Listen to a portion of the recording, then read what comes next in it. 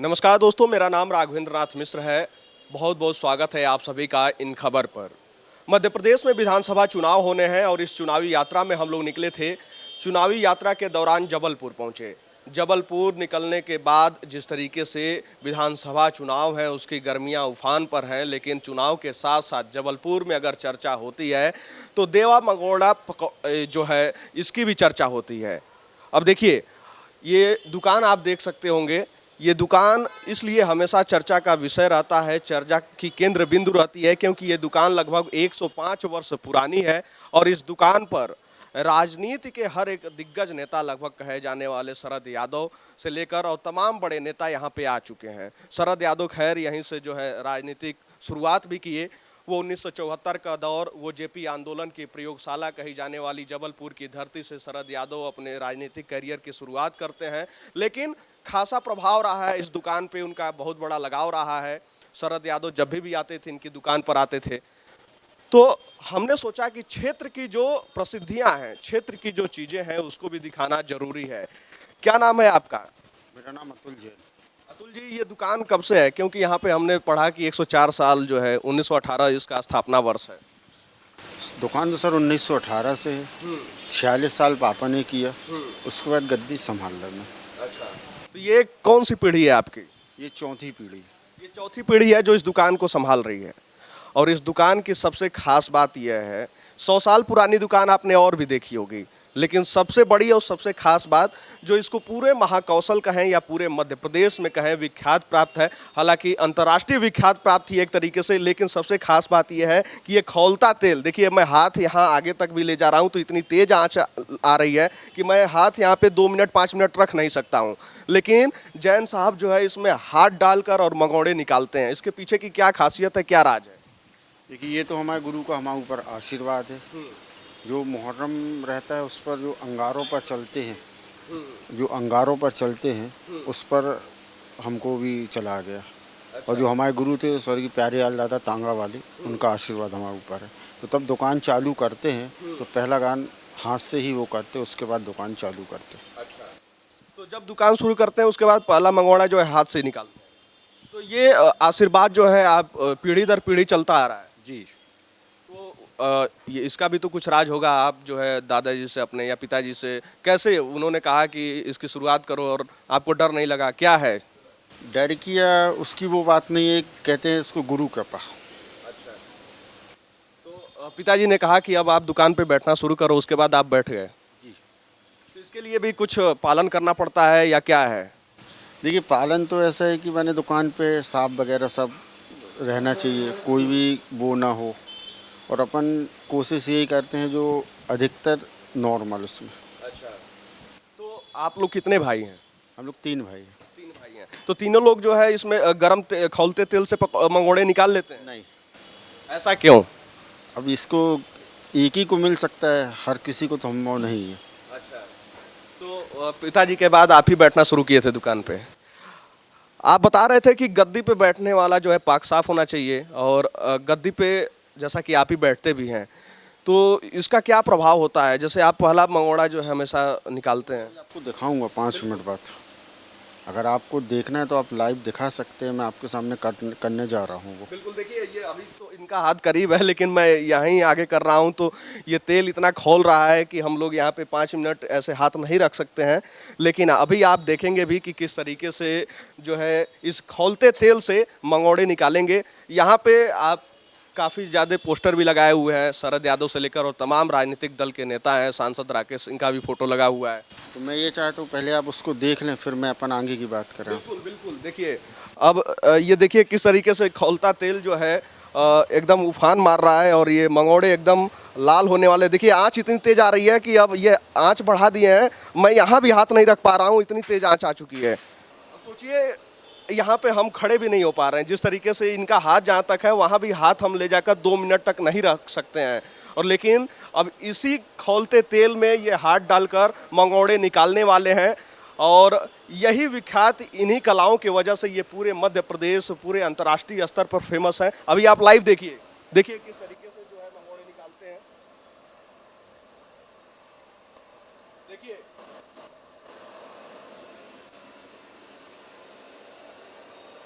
बिल्कुल। पूरा हाथ जो है तेल से सना हुआ है।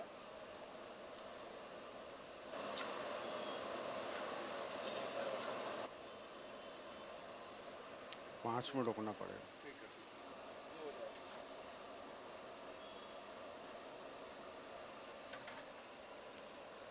और आप आगे का पूछ लीजिए, इसके बाद 5 मिनट बाद फिर आपको दिखा दूंगा। हाँ हाँ, किस तरीके से खौलते तेल में हाथ डालकर और फिर गुरु कृपा के लिए आशीर्वाद लिए हैं। इसके बाद जो है आगे का ये क्रिया करेंगे जब मंगोड़ा पक जाएगा। अभी आप लाइव भी देख पाएंगे, लेकिन इन्हीं कलाओं की वजह से पूरे अंतर्राष्ट्रीय स्तर पर ये विख्यात हैं।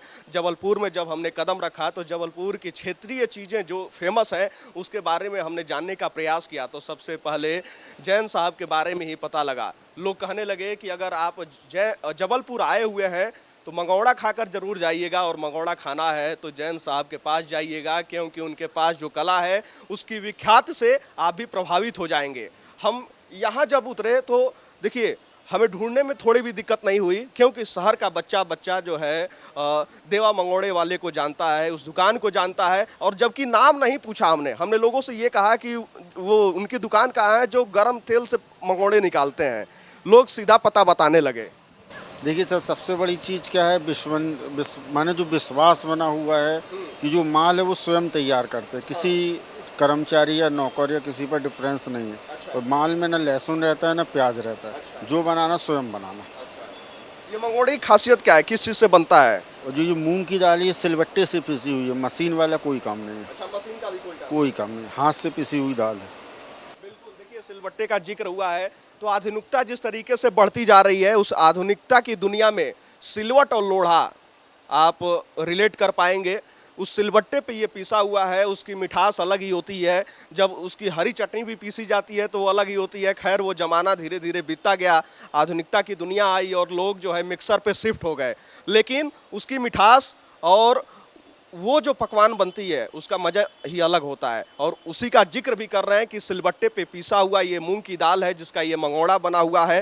मंगोड़ा जो है तेल में गर्म हो रहा है, पककर तैयार होने वाला है। उसके बाद ही जो है जैन साहब अपने हाथों से वो 100 डिग्री सेल्सियस से ऊपर खौलते हुए तेल में हाथ डालकर मंगोड़ा निकालेंगे। और इन्हीं कारणों से पूरे अंतर्राष्ट्रीय स्तर पे जैन साहब विख्यात हैं। अभी आप देख पाएंगे, देखिए किस तरीके से अब मंगोड़ा लाल होने लगा है धीरे धीरे, और तेल में भी गर्माहट धीरे धीरे बहुत ही ज़्यादा बढ़ चुकी है। पूरा तेल खौल रहा है, उफान मार रहा है ऊपर तक। अब देखिए करीब खड़े होने वाले लोग भी, चाचा को भी देखिए। क्या चाचा, कब से है ये दुकान? कम से कम 50 साल से तो हम देख रहे हैं भैया, 50 साल हमको देखते हो गए। ऐसे ही ये गर्म तेल से मंगोड़े निकालते हैं? हाँ जी बिल्कुल, पहला खाना इनका हाथ से ही निकलता है। अच्छा। हाँ जी। तो आप तो इनके पिताजी को भी देखे होंगे। हाँ, पिताजी का ध्यान नहीं है हमको, बाकी हमने इनको देखा है। इनको देखा है। तो क्या लगता है आपको, इसके पीछे क्या कारण है? ये तो कह रहे हैं गुरु कृपा है। बस हमको भी यही लगता है कि भाई गुरु कृपा है जी, गुरु कृपा ही होगी जी। क्योंकि हम लोग तो यहाँ खड़े हैं तो आँच इतनी तेज आ रही है कि हम लोग दूर हट जा रहे हैं। हाँ तो हम भी तो आँच ही के कारण दूर खड़े हुए हैं, इतनी तेज यहाँ तक आँच है। तो देखिए आँच जो है इतनी तेज है। आइए चाचा, थोड़ा आगे आइए आप, आइए। देखिए जो है इसी वजह से ये लोग भी दूर खड़े हैं। लेकिन अब ये देखिए, ये खुद सारा काम भी करते हैं। 3 भाई हैं लोग, लेकिन बता रहे हैं कि गद्दी पे यही बैठते हैं क्योंकि गुरु कृपा इन्हें ही प्राप्त है। बाकी लोग जो है गद्दी पे नहीं बैठते हैं, और गद्दी पे बैठने वाले लोगों को भी खासा ध्यान रखना पड़ता है। क्या क्या ध्यान रखना पड़ता है, कुछ बताएं। सर नॉर्मल जो अपना आता है, रूटीन में आता है कि भाई जूठे मुंह नहीं बैठना या टॉयलेट वगैरह नहीं जाना, ये सब चीज़ें जो कितने घंटे तक टॉयलेट में जाना? जब तक गद्दी पे है। अच्छा, ये भी है, जब तक गद्दी बैठेंगे आप तब तक टॉयलेट नहीं जाएंगे। जी। और जो है शाकाहारी और मांसाहारी, ये भी कुछ ध्यान रखना पड़ता है। देखिए शाकाहारी बगैर लहसुन प्याज का आइटम है, ना खुद वो है ना। अच्छा, खुद भी नहीं खाते हैं ना ही आप जो प्रयोग जी करते हैं। जी। तो देखिए गद्दी पे बैठना भी इतना आसान नहीं है। लगभग कितने देर बैठते होंगे आप? 1 बजे दिन में चालू हो जाती है, रात में 10 बजे तक दुकान। जो है दिन में 1 बजे चालू होता है और रात के 10 बजे तक ये गद्दी पे बैठते हैं। अब उतने देर तक जो है अपने आप पे भी कंट्रोल रखना, बाथरूम न जाना, इन सारी चीज़ों का ध्यान रखना पड़ता है, क्योंकि गद्दी पे यही बैठते हैं। और जिस तरीके से ये कला दिखाते हैं, कला कहें, गुरु कृपा कहें, आशीर्वाद कहें, ये तो आप निर्धारित करिएगा, क्योंकि आप भी देख रहे हैं लाइव किस तरीके से ये जो भी कह रहे हैं कि हम गर्म तेल के अंदर जो है हाथ डालकर मंगोड़ा निकालेंगे और इनके हाथ पर कुछ नहीं होगा। देखिए ये अभी इससे पहले अभी खौलते हाथ में हाथ जो है खौलते तेल में डाले भी थे, लेकिन कुछ भी नहीं हुआ है और कोई भी फर्क नहीं दिख रहा है। और चचा भी बता रहे हैं कि हर रोज जो है पहला मंगोड़ा इसी तरीके से निकालते हैं। तो आप सोचिए कि 100 वर्षों से ये दुकान है, लगभग आप भी 10 वर्षों से बैठते ही होंगे दुकान पे। मैं 2008 में मैंने संभाला है। अच्छा, 2008 में, मतलब 15 साल लगभग होने जा रहे हैं। सोचिए 15 साल से जब इसी तरीके से जो है इन्हीं हाथों से इस खौलते तेल से मंगोड़े निकाल रहे हैं, इनके हाथों पे ना कोई दाग है ना कोई निशान है, तो अब इसको अद्भुत चमत्कार कहें या फिर विज्ञान के छात्र जो हैं वो तो अपनी राय बताएं ही कि साइंस की दुनिया इतनी आगे बढ़ चुकी है, क्या प्रभाव है, क्या कारण है इसके पीछे। खैर, धर्म आस्था पे विश्वास रखने वाले लोग तो इसे गुरु कृपा ही बता पाएंगे। गुरु जी, आपका नाम? मेरा नाम दिनेश कुमार जैन है। दिनेश जी, आप जो है जैन साहब के जो है चाचा जी हैं, तो ये इस दुकान की क्या खासियत रही है? ये पहले दुकान कहाँ थी? पहले दुकान मेन रोड पर थी। 1990 में यह मार्केट बनने के बाद 10 दिसंबर से यह दुकान यहाँ पर चालू हुई, जो आज भी यथावत जारी है। अच्छा, तो आपके दुकान पे हम पोस्टर देख रहे हैं बड़े बड़े राजनीतिक नेताओं के, कौन कौन आता रहा है? शरद यादव आते थे, रामेश्वर नीखरा आते थे, सांसद राकेश सिंह जी आते थे, बाबूराव जी परांच पे आते थे, विवेक कृष्ण तनखा जी आते रहे हैं, मदन तिवारी आते रहे, ऐसे अनेक राजनेता आते रहे और आज भी ईश्वर की कृपा से बराबर आना जाना बना हुआ है। अच्छा, तो शरद यादव जी जब जीवित थे तो जब भी यहाँ आते थे तो जैन साहब ने बताया कि दुकान पे जरूर आते थे। आप दुकान पर जब कॉलेज में प्रेसिडेंट थे उस समय से उन्होंने जबलपुर में छात्र नीति में जबलपुर में इसी दुकान इसी स्थल से उन्होंने प्रारंभ किया था, जो 3 दशक तक उन्होंने चुनाव जीता। फिर लालू यादव अपने साथ में इनको अपने बिहार ले गए, वहाँ मधेपुरा बदायूं से वो अनेक बार चुनाव जीतते रहे, किंतु अपनी कर्मभूमि जबलपुर जब भी आते थे तो वह बिगड़ 2-3 घंटे बैठे जाते नहीं थे। यह उनकी विशेषता रही है।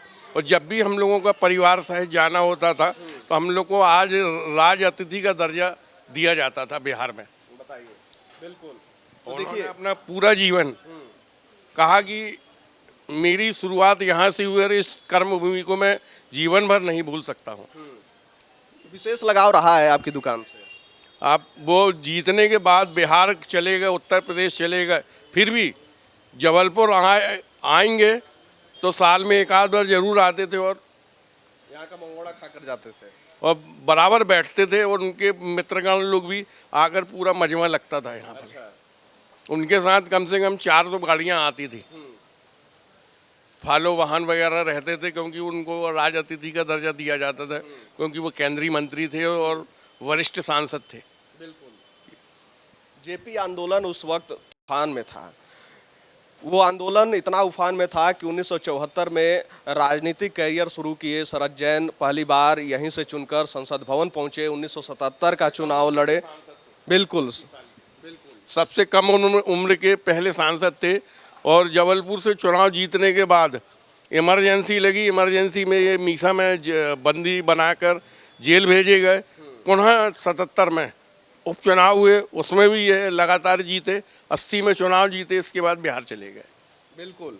तो देखिए, शरद यादव जब भी यहाँ पे आते थे तो इनके यहाँ मंगोड़े खाने जरूर आते थे। यहाँ से विशेष लगाव भी था और जैसा कि जैन साहब ने बताया भी कि ये दुकान 1990 में जो है यहाँ मेन रोड से जो है यहाँ शिफ्ट हो गई, लेकिन ये दुकान 105 वर्षों से है और 105 वर्षों से कई राजनीतिक दल के नेता यहाँ के मंगोड़े खाने और यहाँ की जो प्रसिद्धि है उसको देखने के लिए, जिस तरीके से इस खौलते तेल से मंगोड़े निकालते हैं उसको देखने के लिए मीडिया से लेकर तमाम राजनीतिक दल के नेताओं का जमावड़ा यहाँ लगा रहता है। राजनीतिक माहौल भी है थोड़ा चचा, तो इस समय क्या लग रहा है राजनीति से? अगर हम कांग्रेस का चल रहा है इस समय, क्योंकि भारतीय जनता पार्टी ने अभी तक प्रत्याशी डिक्लेयर नहीं किए हैं, इसलिए पूरा जोर आजमाइश कांग्रेस पर ही चल रहा है।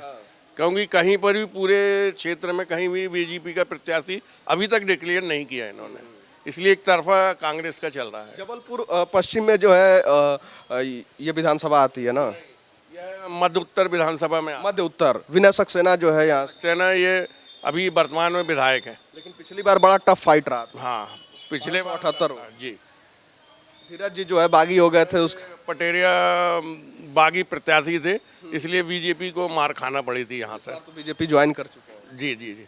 मगर अभी आपस के उसमें अभी प्रत्याशी डिक्लेयर नहीं किया गया।